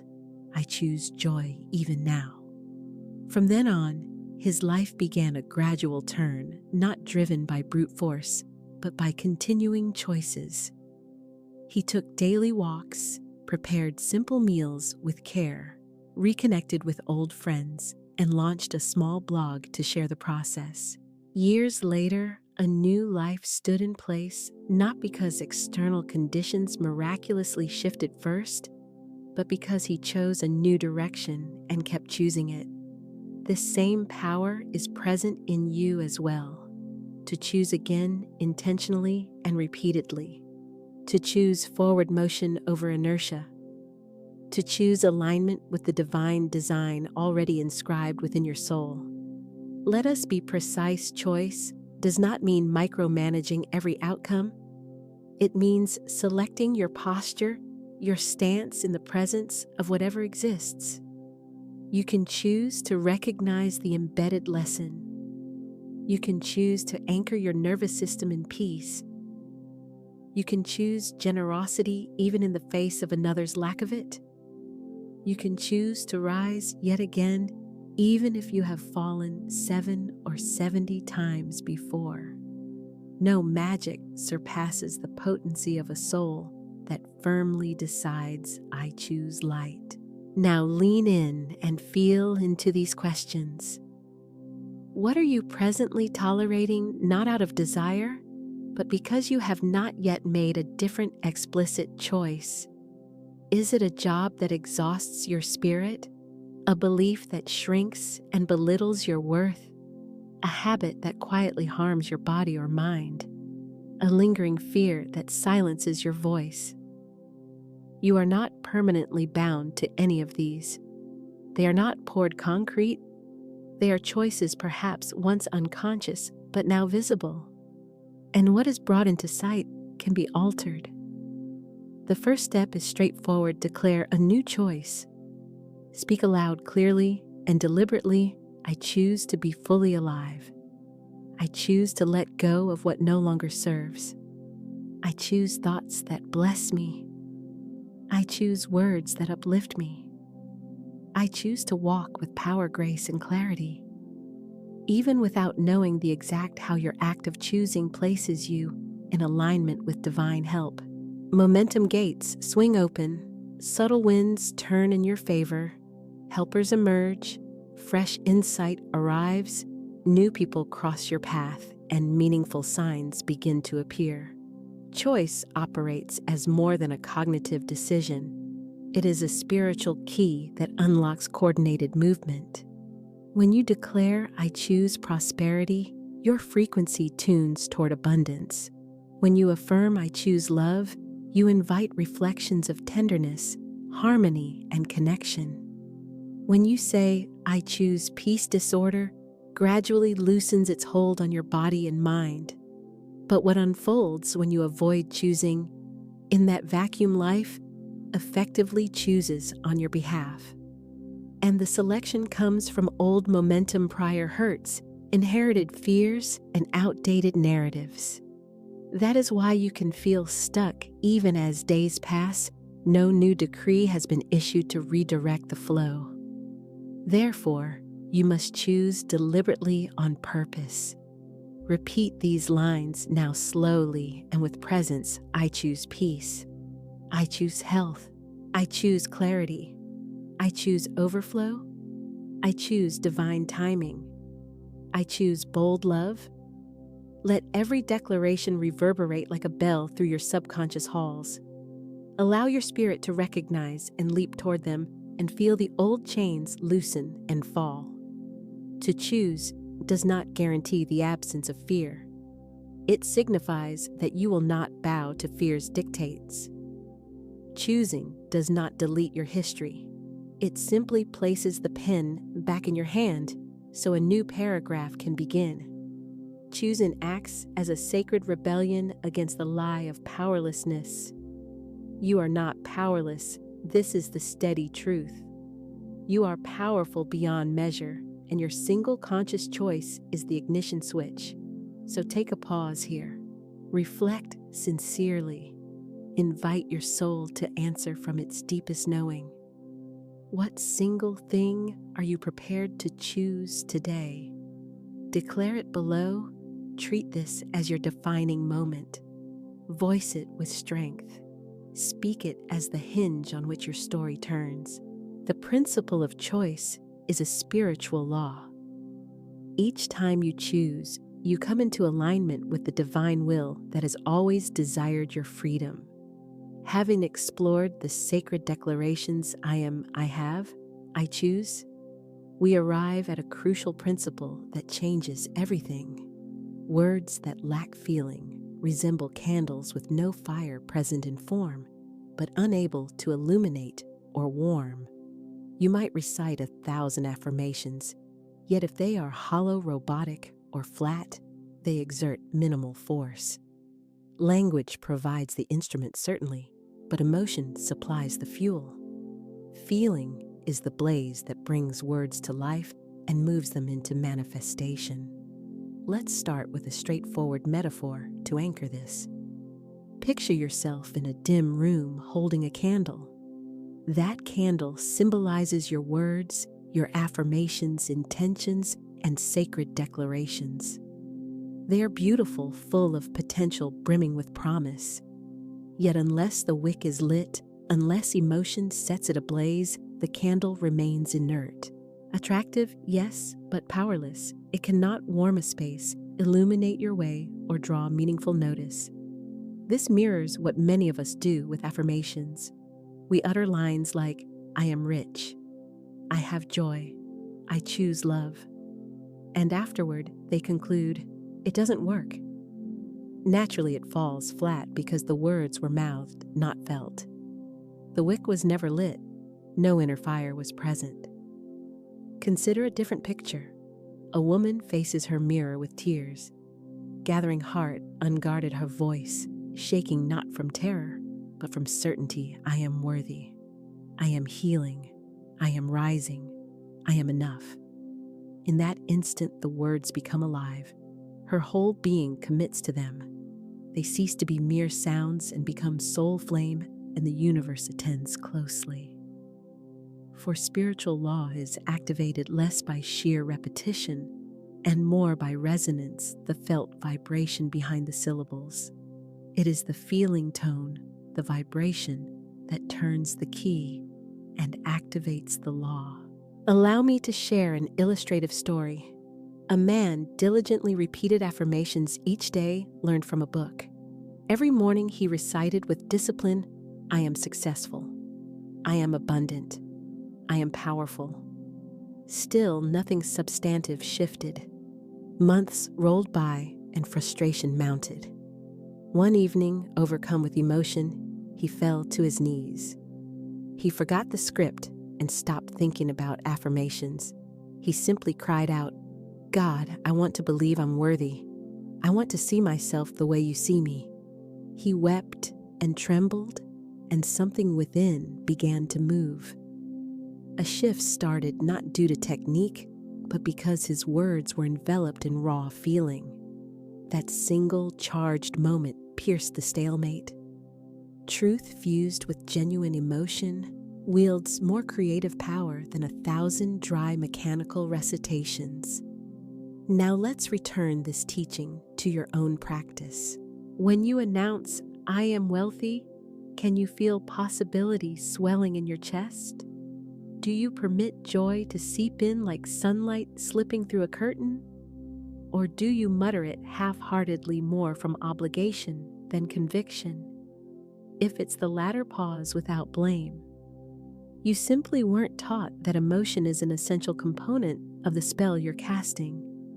The heart acts as the amplifier. The words are the key. When united, they unlock doors far beyond logic's tidy explanations. Hence, dear soul, it serves you to feel first and then speak. Allow feeling to lead the language. Before you affirm, take a breath. Envision your desired outcome. Taste it, sense it, step into it with your imagination. Allow your body to respond. Let warmth arise. Let tears flow if they come. And then give the words. Now your words are animated, threaded with voltage, and they carry tangible weight in the spiritual field. Speak this with me now, not merely with your mouth, but with your chest, your belly, your soul engaged. I speak with fire. I speak with joy. I speak with deep conviction. I speak with the full backing of my divine birthright. I speak, and the universe responds. Allow emotion to stir without fear.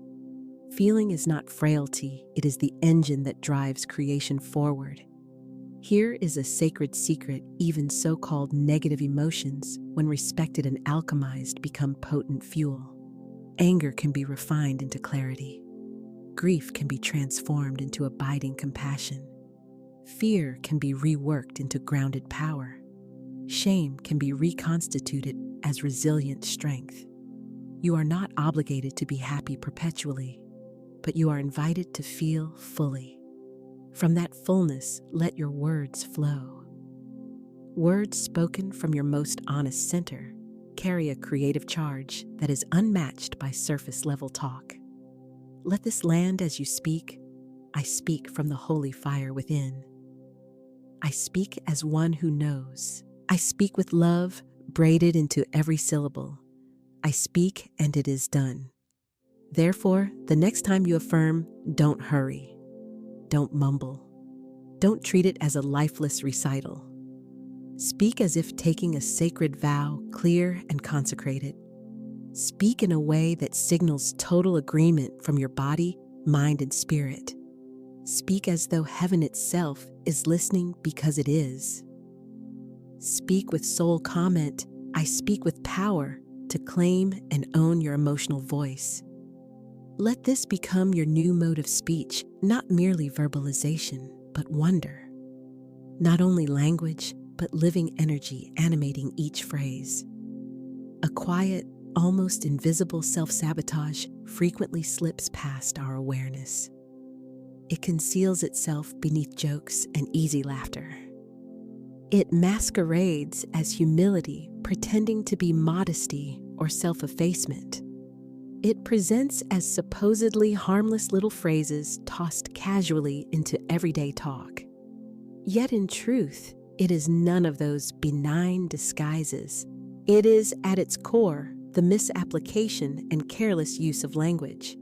And since language is your principal instrument of creation mishandling, it isn't neutral, it's actively destructive to what you intend to build. Let's clarify, spiritual speech is exacting rather than passive. The potency of your words doesn't turn on and off depending on how serious you feel. It is continually operative. Whether whispered softly wrapped in a joke or shouted in anger, each word either sets a new brick or pries one loose from the foundation of your life. Therefore, let's expose 3 of the most common linguistic habits that quietly weaken your reality: vagueness, sarcasm, and self-deprecating speech. We'll start by examining vagueness. I hope things work out. Maybe something good will happen. I just want to be like better. While these lines sound gentle and safe, they carry almost no spiritual leverage. The law of manifestation answers to clarity. Blurry statements deliver blurry results. Precision provides the universe with exact instructions.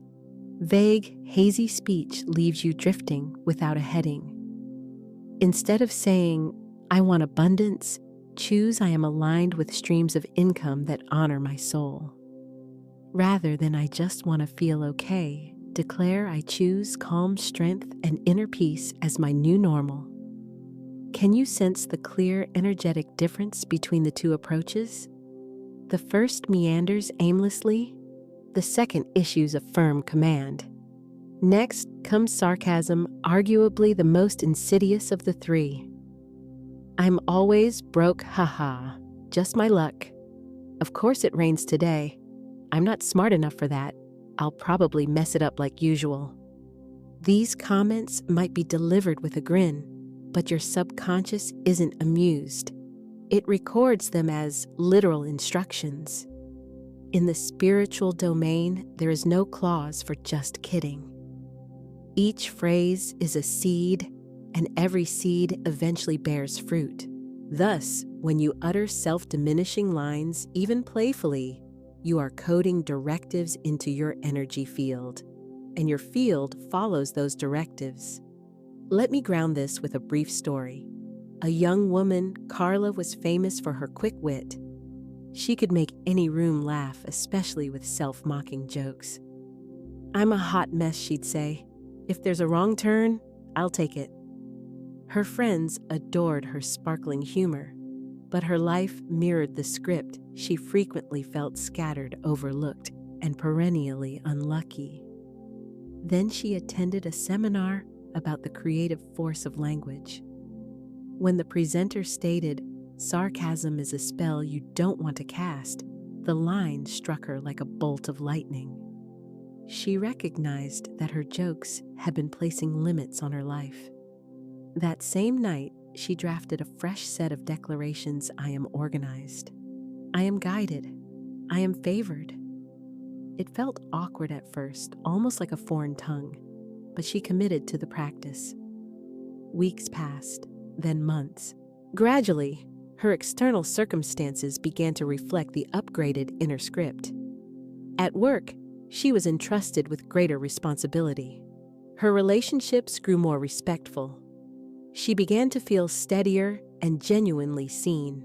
The self-mocking jokes faded while her authentic joy expanded. You can be funny without wielding cruelty against yourself. You don't have to belittle yourself to be accepted or loved. There is no requirement to dim your light for others' comfort. Remember, your words are actively shaping the world you walk through. Lastly, let's address diluted or weak speech. These are the formulations that water down your power phrases wrapped in apology, hesitation, or retreating energy. Examples include lines such as, "I'm just trying to," Hopefully. I know it sounds silly, but I'm not sure if this makes sense, but these aren't truly polite. They function as permission slips for failure and dismissal. Each time you dilute your language, you broadcast, "Don't take me seriously," and reality complies. Dear one, you did not come here to beg for scraps. You are here to speak in the regal language of kings and queens. You are here to declare lines like these: "I am certain. I know what I want. I speak from truth. I expect the best." When you speak, you are called to stand fully inside your words. Feel the solid ground under your feet as you do. Lift your head and align your posture. Choose words that elevate and carry authority. Speak with me now with presence and resolve. I speak clearly. I speak consciously. I speak with divine authority. I release vague and sarcastic speech. I upgrade my language to match my vision. Now, let's look at a few before nor after examples so you can feel the shift immediately. Before, I just need a little bit of money to get by. After, I am open to generous, unexpected streams of income. Before, nothing ever works out for me, LOL. After, everything works in my favor, even what I don't yet understand. Before, I'm kind of hoping something changes soon. After, I choose change now. I welcome divine transformation. Do you feel the energetic upgrade between the two versions? Can you sense how the second statement lands in your body with greater solidity and command? That sensation marks the divide between casual talk and a creative decree. You are not here to be casual with your power or your words. You are here to cast intentional spells with your speech statements that shape reality. And by nature, such a spell must be specific, deliberate, and aligned with your vision. Even your laughter can be prayerful when it carries truth and blessing. Even your silence can carry force when it holds sacred intention within it. Therefore, as we conclude this teaching, let your tongue be consecrated once more. Treat your words as sacred vessels that carry life. It's time to cleanse your language. What specific phrase are you ready to release today? Share it so we can rewire our patterns together in real time. Put it in the comments. Purge it from your energetic field as if by fire. Then speak its precise opposite and call that new reality into form. You are not feeble. You are not lost in uncertainty. You are not merely just getting by or scraping through. You are the living voice of the divine itself, an instrument of creative authority. And the divine, when it speaks through you, does not hesitate, waver, or stammer.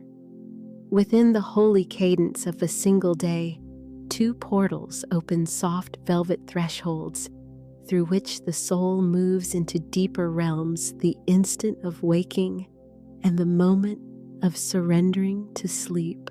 Morning, that first inhalation of light, when your spirit stretches before the world, recalls your name. And night, when the conscious mind loosens its hold, and the subconscious, the master gardener, commences her gentle cultivation beneath awareness. Florence Scovel. Shinn taught, man can control conditions through the power of his word.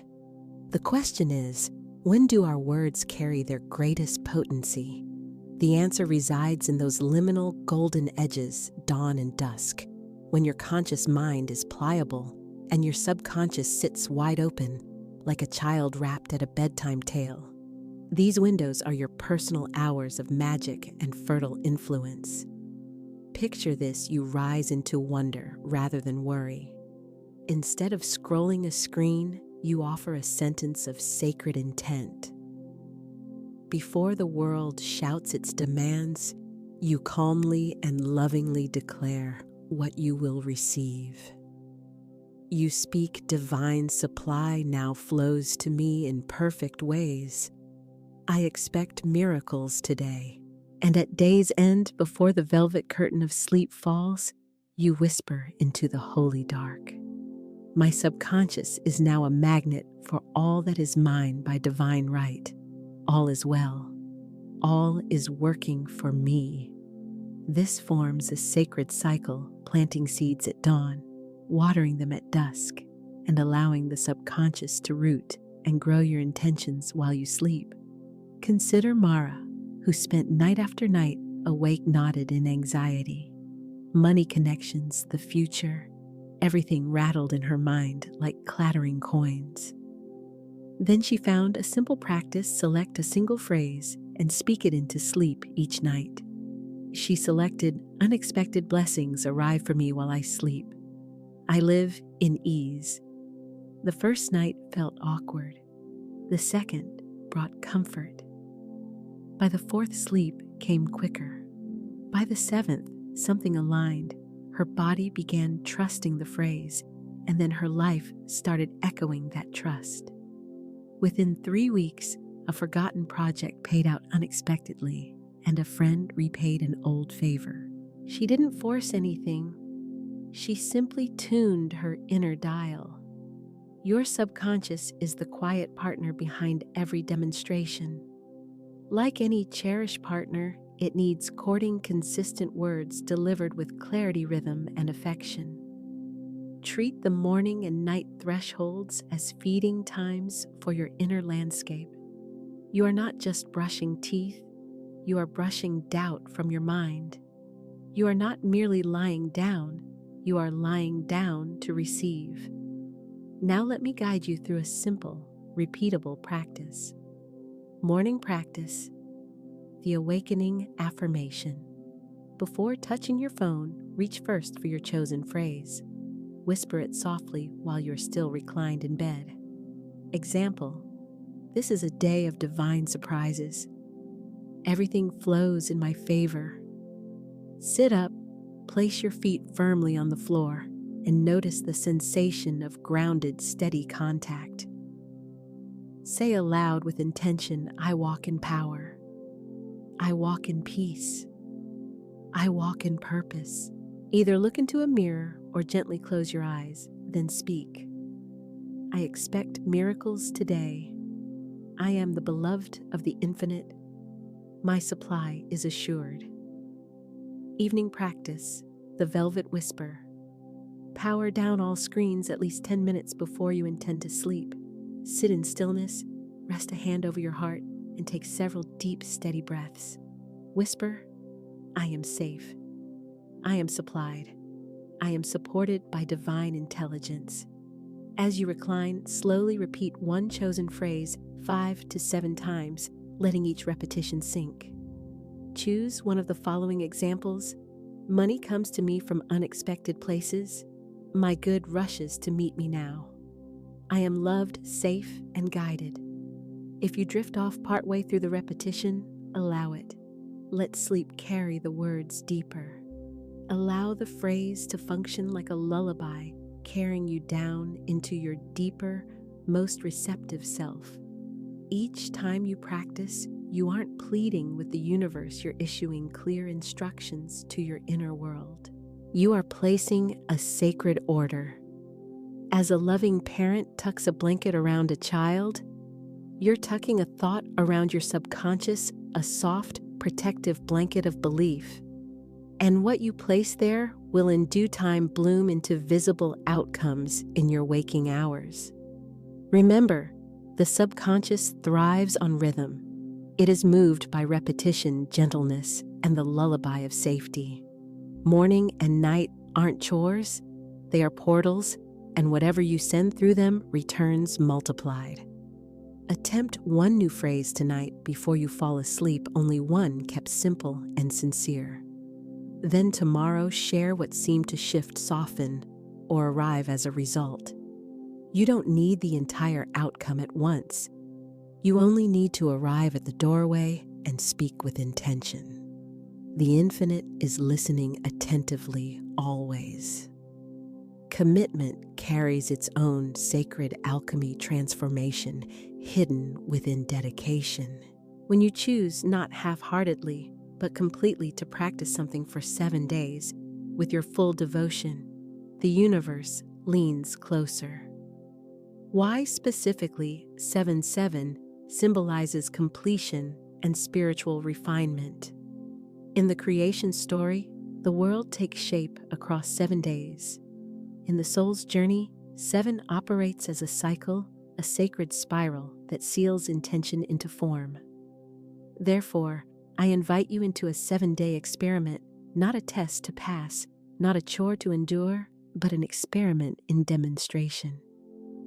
For 7 days, you will articulate your world into existence 1 phrase per day by day, steadily.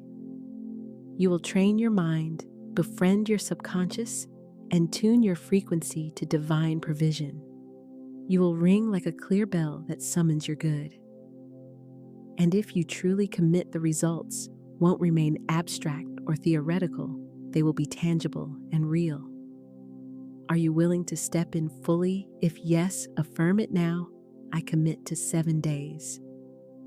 Speak it out loud with joy. Let the heavens hear your decision. Let's begin the experiment right now. Day 1. I do not chase. I attract what is mine by divine right. You are not a beggar vying for leftovers in life's marketplace. You are not destined to grasp, scramble, or hustle for crumbs. You are a divine being, and what belongs to you by divine right is already encoded in the fabric of the universe, approaching as you align and become ready to receive. For today, whenever urgency, panic, or pressure spikes, come back to this exact sentence: I do not chase. I attract what is mine by divine right. Let your body soften and your breathing deepen. You have nothing to outrun. Your task is alignment, not pursuit. Morning practice: speak it before your feet leave the bed and touch the floor. Night practice: whisper it into your pillow as you settle to sleep. Anytime panic arises, repeat the phrase and let the panic go on the exhale. Day 2. Everything is always working out for me. This statement acts as a soothing balm, a sturdy bridge, and a quiet resurrection. Even when chaos appears to be in charge, the divine is rearranging threads behind the scenes.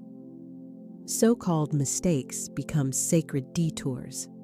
Delays reveal themselves as divinely timed arrivals. Affirm this throughout the day. When small snags occur, traffic delays, little errors, whisper, everything is always working out for me. Sense the invisible tapestry being woven for you. You are not abandoned. You are being guided along a hidden but benevolent route. Write the phrase on a sticky note and place it somewhere you'll see on your mirror or tucked into your wallet. You are moving with a divine GPS. Trust the turns it quietly suggests. Day 3. Large sums of money come to me easily and consistently. Money itself is not wicked. It is value neutral. In the hands of a conscious, ethical person, it becomes sacred, an instrument for good. Desiring financial ease is not selfish. It reflects responsibility. Your prosperity extends outward to bless others, and your overflow often arrives as the miracle someone else has been praying for. Speak the following declaration with unreserved confidence throughout today. Large sums of money come to me easily and consistently. These resources need not arrive from a single channel, nor solely from toil. They can flow from both anticipated avenues and surprising unforeseen sources. Repeat it while you shower, cook, or stroll. Let your relationship with money be affectionate and guilt-free, so that wealth hears your welcome. Each time doubt murmurs in your ear, respond with this sentence. By doing so, you are actively claiming your rightful inheritance. Day 4. I am the beloved of the infinite. I am always guided. You are not solitary, and in truth, you have never been without companionship or support. Even at your lowest points, a sacred presence carried you. A quiet inner whisper urged, keep going. Recognize that as guidance, recognize it as love in action. Make this statement your protective shield and navigational compass for the entire day. I am the beloved of the infinite. I am always guided. Use it when choices feel heavy, before important conversations, and again as you settle into sleep. You have not been forsaken. You are profoundly loved, and that love reliably guides your steps. Day 5. My body is a vessel of divine light and perfect health. Your body hears you. Each cell carries intelligence, and every organ responds to the tone and content of your speech. Today, speak blessings over your body, not from irritation or shame, but from genuine affection and respect. Declare the following without hesitation. My body is a vessel of divine light and perfect health. Even in the presence of pain, choose to speak life. Even amid fatigue, choose to speak light into your system. Place your hands on your heart. Your brow, your abdomen offer a blessing to each region with mindful attention. This practice is not denial of symptoms. It is an act of dominion, asserting spiritual authority over your experience. You are delivering sacred instructions into physical form, directing matter with intentional words. Day 6. Love surrounds me, flows through me, and finds me easily. Love does not exist in shortage, nor is it rationed. Love moves like a river, and your very being is composed of its waters. Today, open your heart widely, not necessarily to a single individual, but to the living presence of love itself. Speak this clearly and gently. Love surrounds me, flows through me, and finds me easily. Notice the air brushing your skin, the kindness in a stranger's smile, and the comfort of your own hand resting against your chest. Recognize those simple moments as love in tangible form. If grief surfaces, bless it. If memories arise, honor them and continue repeating this phrase as a sincere prayer. You naturally attract kindred spirits, profound joy, and gentle, nourishing connections. Love is actively finding you easily and often. Day 7. It is safe to receive. I am open to my good.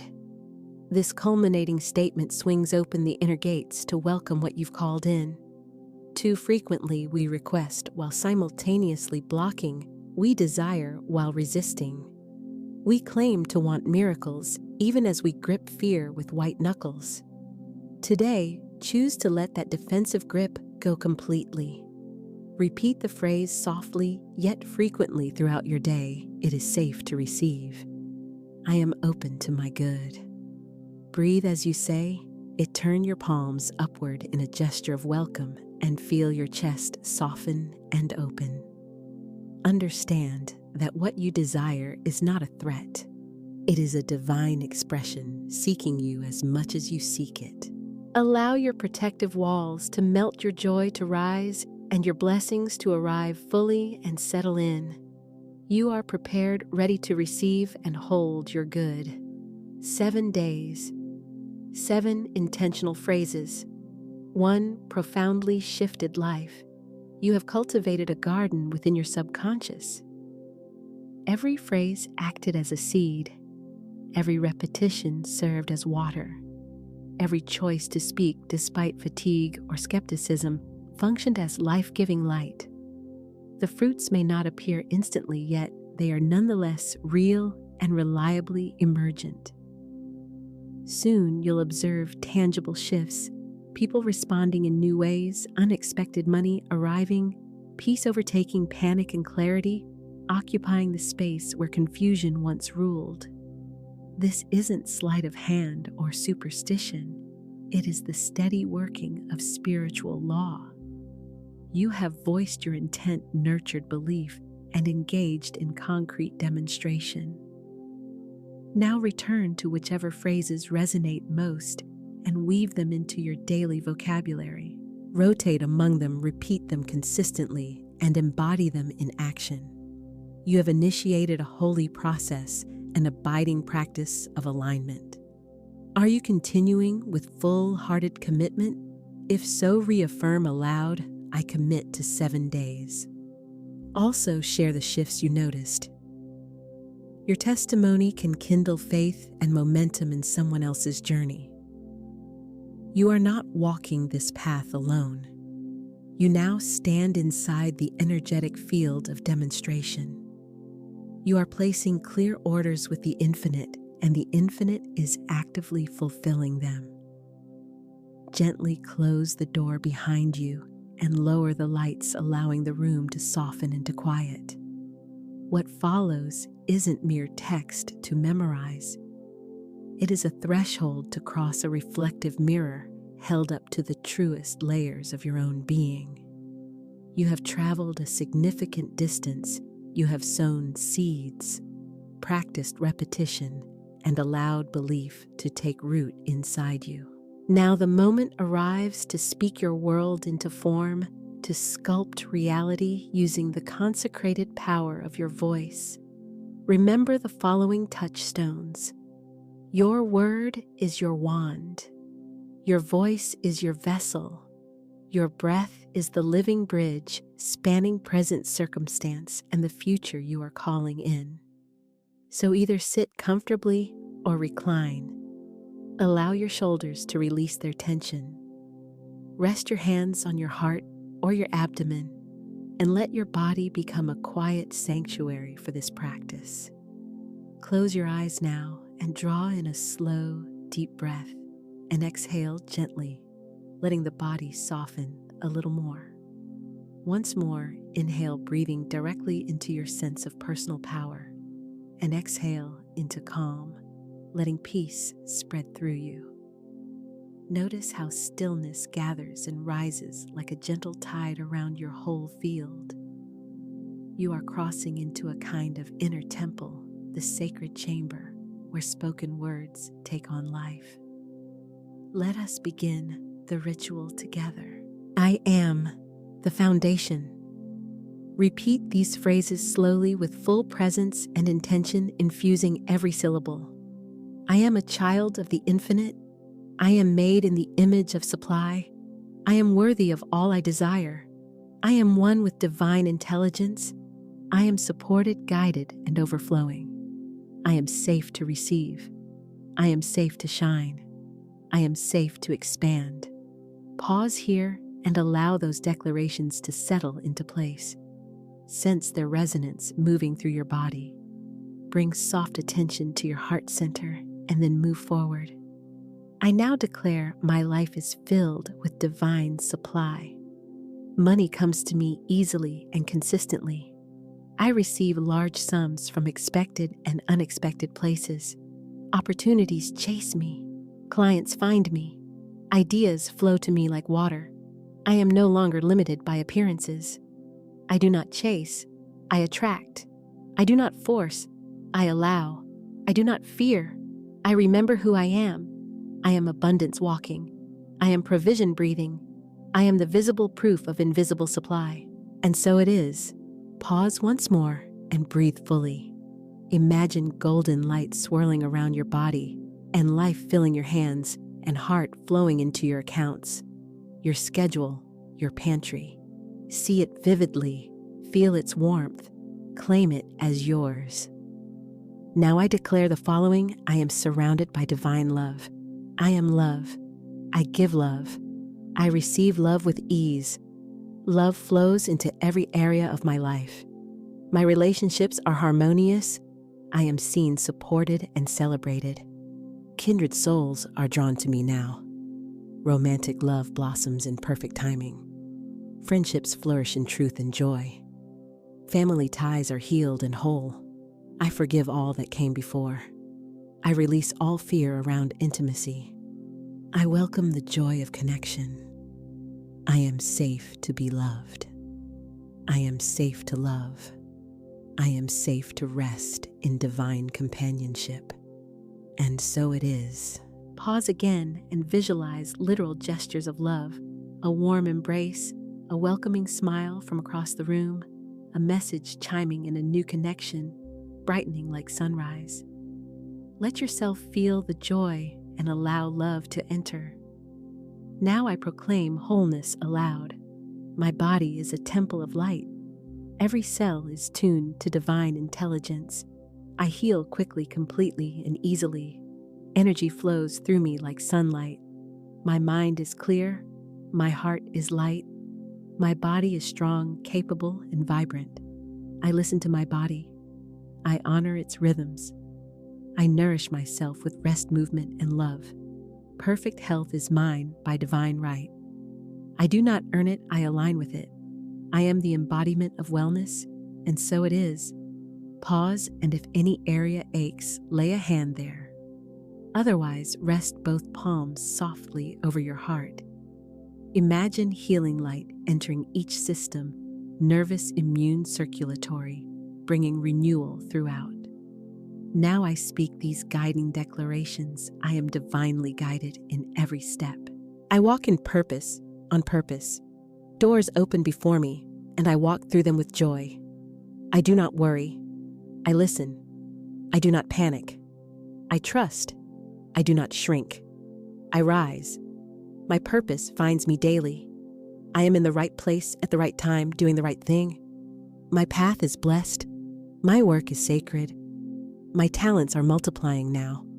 The world is made better by my presence. I am not lost. I am led. And so it is. Pause and envision yourself engaged in the work you were born for, creating, teaching, caring, innovating. Sense the clarity of purpose as a luminous path unfurls in front of you. Now I offer this final set of affirmations. Everything is always working out for me. Even what I do not understand is working for my good. Delay is not denial. It is divine timing. I release all need to control. I expect miracles. I now let go of the outcome. I now release attachment. I trust in the unseen. I know that my word has gone forth and it shall not return void. I rest in faith. I walk in joy. I receive with open arms. I am already becoming what I desire, and so it is. Pause again and release any urge to strive. Breathe down into your belly and let a soft smile form. Quietly tell yourself, I trust. I rest. I receive. Now we weave everything together into one integrative declaration. Repeat slowly with the gravitas of announcing your own arrival to your life. I am the beloved of the infinite. I am supplied, guided, and deeply loved. My word is power. My word is truth. I speak and it is done. Divine supply flows to me now. Money comes in miracles. Love surrounds me. Health uplifts me. Guidance fills me. Joy follows me. I live in ease. I walk in light. I release the old. I claim the new. This is my time. This is my turn. This is my world. And I speak it into being now. And so it is. And so it is. And so it is. Pause here. Breathe fully. Allow a gentle smile and let your body rest in the glow of completion. You have now spoken your world into existence with deliberate, sacred language. Revisit this ritual frequently. Consider recording it in your own voice. Recite it before a mirror during a walk or as a bedtime closing. Let your words steadily crystallize into the world you inhabit each day. No call to action is necessary here. No outside prompt is required. This moment belongs entirely to you. Allow it to reverberate within your heart space and settle deeply. You yourself are the living expression of the word, embodied language in motion. The decree has already been issued. The creative charge has been set in motion. Not a superstitious charm, but a working of spirit, an enactment of truth. and a deliberate act of remembrance.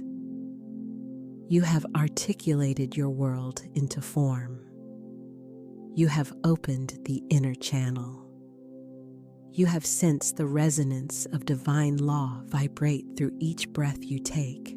Now we arrive at the last movement, which is not truly an ending at all, but a fresh beginning, living the language in ongoing daily practice. What unfolds after you finish declaring the affirmations, after the ceremonial moment concludes, after the luminous instant of clarity and connection fades, ordinary life resumes its flow. Inboxes fill traffic, slows you down, bills arrive, emotions surge, old patterns reappear, and long-forgotten doubts try to speak again. Yet hear me clearly, perfection is not a prerequisite for power.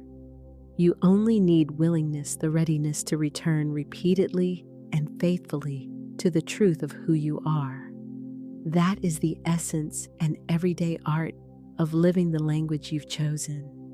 Consider the example of a woman named Nina. Nina started her manifestation path in exhilarating bursts.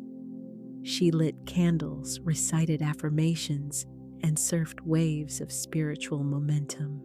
But within a few days, she would crash. A bill arrived, an offhand comment stung, and her voice went quiet again.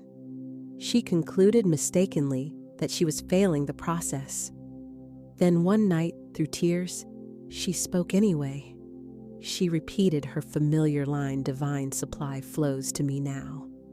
It felt flat and empty at first, yet she whispered it a second time.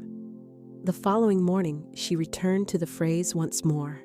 7 days accumulated, then 14, then 30 a month of steady return. The feeling wasn't constant, but her presence was. She continued to show up. Eventually, a turning occurred, a quiet but undeniable shift. Her freelance work doubled in volume. A lingering health concern eased significantly. She reconnected with a friend, and that reconnection opened an unexpected door. Why did this happen? Not due to perfection, but because she practiced with consistency, returning again and again. Spiritual law does not primarily compensate intense emotion. It recognizes and rewards demonstrated practice. You do not need to maintain a high vibe state around the clock. You don't require incense and candles, though you may enjoy them, nor do you need meticulously perfect conditions. What you truly need is to keep living the language, to practice it in motion. In practical terms, that looks like this. Continue voicing your chosen phrase, even in the presence of doubt and hesitation. Speak your truth, even when fear drops by uninvited. Return to the mirror, to the breath, to the word, even after lapses or forgetting. Imagine your entire life as a cultivated garden. You have planted divine seeds of supply of love, of vitality, of ongoing guidance. Planting, however, is merely the beginning and not the entirety of the work. You must keep tending the soil and watering the roots. Continue speaking sunlight with your words, even when rain clouds drift over, so growth can remain steady. At times, it appears as though nothing is pushing through the surface or showing visible progress at all. Yet beneath that surface, roots are quietly knitting themselves together, unseen, essential, and steadily forming the structure that will support future growth. Think of consistency as the sunlight for your life, regular nourishing rays that make everything else possible. Not the chase for perfection, not performative effort, and certainly not the facade of pretending to be there already. Simply returning, showing up faithfully, and doing the small, honest thing is what matters. You water the garden of your life by continuing to speak your chosen word again and again like rain. Here are 3 simple sacred tools designed to keep your inner garden vibrant and alive. 1. The phrase anchor. Select a single line to serve as your anchor affirmation, the statement you return to whenever your mind wavers or drifts. Examples include the following: all is working for me now. I do not chase, I attract what is mine by divine right. It is safe to receive. Repeat the phrase at red lights in front of the bathroom mirror, while washing dishes, or as you rest in bed before sleep. Allow it to function as your home base, the stabilizing point you can always return to. 2. The mirror moment. At least once daily, even if only for 30 seconds, look directly into your own eyes in the mirror. Say the following with sincerity and warmth: you are the beloved. You are divine. You are becoming. Keep going. The mirror is more than glass. It is a gateway. Your subconscious registers what is spoken there and takes it seriously. 3. The grace reset. There will be days when you forget, when you spiral a bit, and when all of this feels distant or out of reach. On such days, speak this aloud as your reset key: I begin again now, with grace, with love, with power. Release shame and judgment, simply reset and proceed. That willingness to begin again is spiritual maturity in motion. Grace is the dialect of the infinite, and your soul already understands and speaks it fluently. Let us circle back to the opening metaphor. We began with placing an order with the divine, offering a clear request to the unseen kitchen of supply. You stepped into the Infinite Supply Cafe and read the menu carefully. Love, abundance, peace, vitality, laid out like choices. You made your selection with clarity and confidence. You expressed gratitude, thanks in advance for what you ordered. You did not storm the kitchen plead or hover over the process anxiously. Instead, you trusted the chef, the divine, to prepare it perfectly. You sat down grounded and receptive, ready to receive. And now, you wait not passively, but with calm expectation and readiness. You sip your water, enjoy the ambiance, and quietly affirm, my good is on its way. That is the true posture of power: calm, quietly joyful, and alert for incoming miracles. Let me close with one final story for your heart. It is not dramatic or grandiose, but it is deeply holy. It is simply the story of you. You, the one who kept listening for truth, even when your past shouted over it. You who, even through clenched teeth, continued whispering truth into the room. You who returned to that velvet doorway night after night, knocking with a single steady phrase. You are no longer the same person you were when we began this journey. Your language has shifted subtly but profoundly. And as Florence Shinn affirmed, your word is your wand. Therefore, if you have accompanied this process all the way to its end, if you read, listened, or otherwise received every section presented here, if you practice consistently, committed in stretches, or simply opened your heart for brief moments, you are already standing within the field of miracles aligned with its frequency. You are simultaneously the seed, the soil, the gardener, and the flower unfolding. Now carry water to another's garden. Share this with someone ready to rewrite their world with their words. Speak your truth boldly today. Walk your day anchored in your chosen phrase. And know beyond any lingering doubt that you are already practicing daily the language of demonstration. And so it is.